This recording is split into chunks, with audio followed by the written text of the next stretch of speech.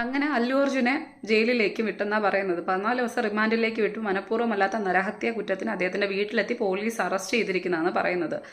ഒന്ന് ആലോചിച്ച് നോക്കിയാൽ മനുഷ്യനോട് ചെയ്ത തെറ്റെന്തോന്ന്. ആ മരണപ്പെട്ട രേവതി എന്ന് പറയുന്ന വ്യക്തിയുടെ ഭർത്താവ് ഇപ്പം രംഗത്ത് വന്നിട്ട് പറഞ്ഞിട്ടുണ്ട്, അദ്ദേഹത്തിനോട് അറസ്റ്റ് ചെയ്യുന്ന കാര്യം പോലീസ് അറിയിച്ചിട്ടില്ല, ഞാൻ ഈ പരാതി പിൻവലിക്കാൻ തയ്യാറാണെന്ന്.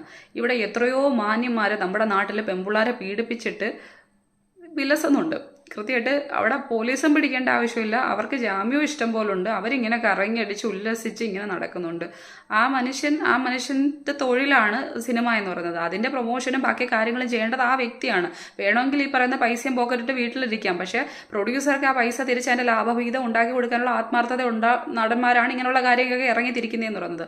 ആ സമയത്ത് അത് പോലീസുകാരെ അറിയിച്ചിട്ട് കൃത്യമായിട്ടുള്ള നടപടിക്രമങ്ങൾ അവർ ചെയ്യാതിരുന്നിട്ട് അതിലൊരു സ്ത്രീ മരിക്കുന്ന സമയത്ത് അദ്ദേഹത്തിന് പിടിച്ചുകൊണ്ട് പോണ സമയത്ത് നമ്മൾ ഈ പറയുന്ന അയ്യപ്പനെ കാണാൻ പോകുമ്പോഴത്തെ ആൾക്കാർ മരിക്കുമ്പോൾ അയ്യപ്പന്റെ പേരിലാണോ ഈ കേസ് എടുക്കാൻ പോകുന്നത്?